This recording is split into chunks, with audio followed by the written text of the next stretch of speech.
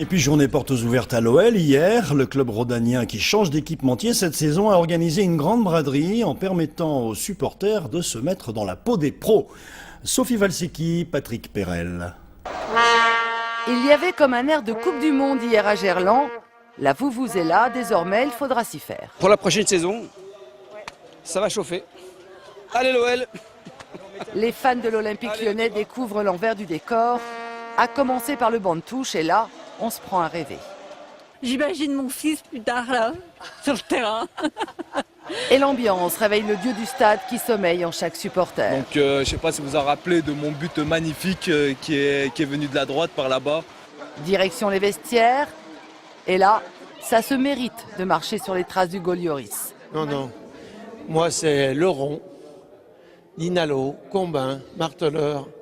L'histoire d'un club se lit aussi sur les maillots, les ballons et les chaussures, des objets cultes exposés pour la première fois à Gerland. Tous les maillots que vous avez, ils ont tous été portés.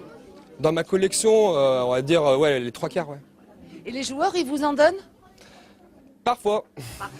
Pour certaines pièces, les collectionneurs peuvent débourser jusqu'à 500 €, mais pour la photo dans le couloir des interviews, c'est gratuit.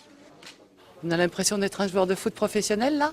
Un petit peu, c'est sûr que de les voir à la télé, de passer dans ces couloirs et après y passer soi-même, ça fait quelque chose. Et comme tous les circuits touristiques, la balade s'achève par une visite à la boutique souvenir. Les mugs, serviettes de plage et assiettes sont à prix bradé. En fait, il y a double objectif. Un objectif, effectivement, on change d'équipementier, donc de pouvoir arrêter avec notre équipementier actuel pour repartir la nouvelle saison, donc effectivement déstocker, mais aussi en profiter pour faire visiter les installations du stade. Et le bus des joueurs. C'est quel siège que vous photographiez, monsieur? Chris, pour mon fils. Ici, c'est comme sur le terrain, chacun à sa place. Ah, d'accord.